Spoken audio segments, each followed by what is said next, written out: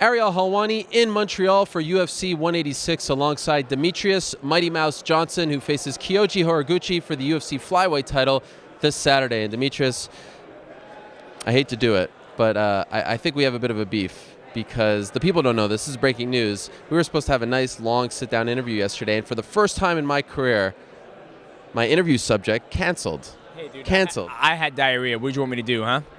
That would make for a compelling interview. You're damn right. Oh, no. Not the fact that I had that. It was very uncomfortable. But we're here now. We're good to go. And I said we can reschedule. Yeah, I don't know. That's up to my discretion. That's fine. You just let me know. Well, it's actually kind of interesting that happened. You know why? Because I feel like we're witnessing a different Demetrious. I feel like the gloves are off. I've listened to your interviews. I've studied them. You know, we've talked about this before, but I'm hearing F-bombs here. I'm saying don't watch my pay-per-view if you don't appreciate good athletes. I'm hearing you call out Ronda Rousey, Floyd Mayweather. I mean, there's a whole different thing going on here. Finally, have you had enough? I don't want to say you had enough. I guess you can say I'm slowly starting to let my personality come out. And so far, I haven't got, the acts or, you're not supposed to be saying that from, the big honcho. So, this is just my personality, and yeah, that's it. But you see the way people are responding to this in a positive way. Yeah, you see some positive, but you also see the negative too. And honestly, I seen a lot more positive about people saying when I, were straight up. I was like, dude, if you don't want to watch me, that's your fucking bad. I was like, go watch soap opera or go watch WWE. But if you want to watch the purest of mixed martial arts and two great athletes mixing it up, you need to tune in. Here's the fascinating thing. Alex Rodriguez is an incredibly boring interview, a boring personality, yet he gets a $250 million contract. If he wins the World Series, no one talks about his personality or even the way he plays. But in our sport, maybe the only other sport along with boxing, fighting well and winning belts isn't enough, it seems. Do you kind of feel like, man, I got into the wrong sport? No, not at all. And I think the reason I would say that's credit to is that we're so accessible to the public. Like, people are my friend on Facebook, and they're like, dude, we're friends on Facebook, man. How you doing? I saw a picture of your kid. How's he doing?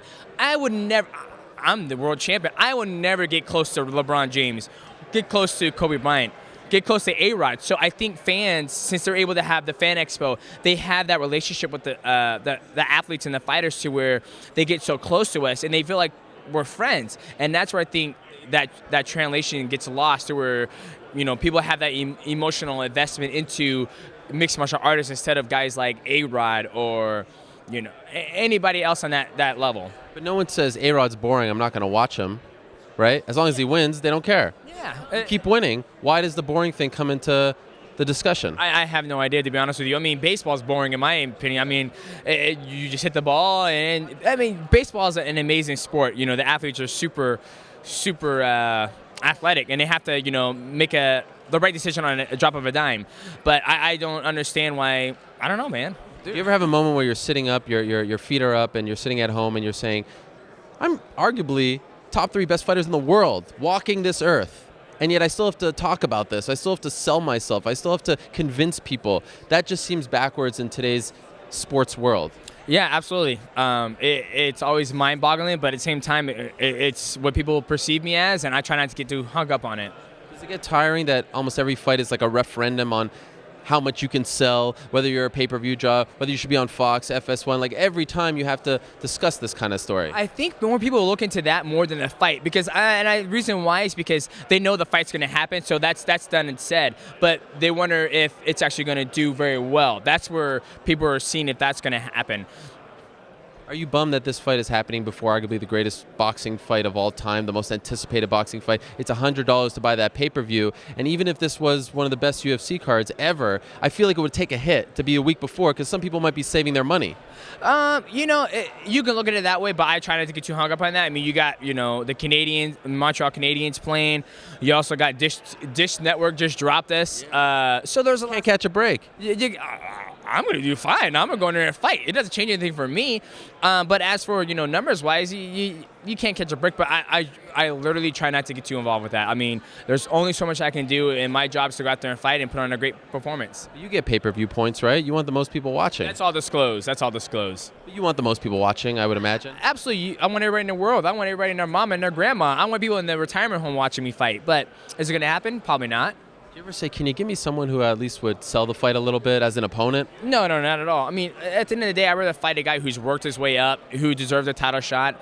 A lot of other people, think he doesn't deserve it, but that's not his problem and not my problem either. Do you think he does? Yeah, absolutely. I mean, he's 4-0 in the UFC. He's got one loss. He hasn't lost in a very long time. And he brings a great style that it's going to be a tough fight for me. What concerns you most about his style? The passiveness, the way he gets back and waits and, waits. Eventually, it's like, if I never wanted to engage, we would never engage. So would you call him a boring fighter? No, not at all. It sounds like a boring fight if both of you don't engage. Well, it could be a boring fight. I mean, we could make this a very boring fight, but that's not my style. My style is getting that ass, and that's what I plan on doing Saturday night.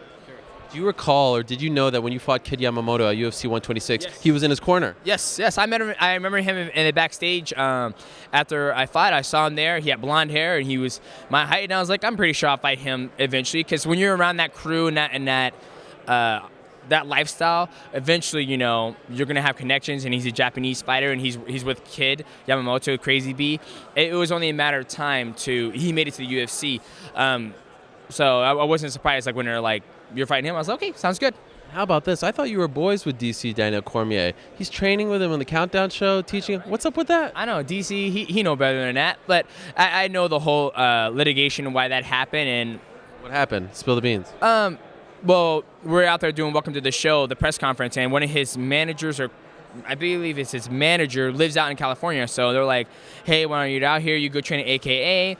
And that's what he did. So it made for good press, and everybody was happy about it. They got some good stuff on the Countdown show as well. So you're not mad at DC? No, I forgive DC. How do you beat him? Should go in there fighting. How do you beat him? How does it end? You deaf? How does it end? I don't always give predictions. I'd say it's going to be a long night. And I've been saying that since I was an amateur. The more things change, the more they stay the same. What the hell is that supposed to mean? You say you never.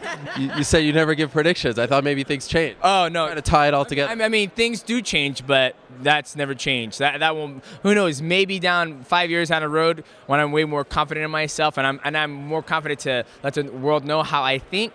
Then Michael Bisping says you should be more confident. By the way. I know. Michael Bisping is actually my publicist. Yeah, we're on the plane together, right? Yes, we're on a plane together. You want to see a good picture? Sure. I saw you tweeted it. Is there a different one? No, I didn't tweet it. Oh. All right, let's see this picture. Did you confront him about his take on the flyweight division? Because he has said some disparaging remarks about your division. He knows what's up. Look at that. Oh, wow, look at that. Show it to the world. Michael Bisping sleeping. Look at that. You got him. I got him. He knows what's up. He knows if I was his size. He knows I'll put an ass whooping on him. All right, well, good to see you. All is forgiven. I hope you're feeling better, the runs and all that. Good luck on Saturday. Thanks, buddy. Appreciate it. Thanks, man.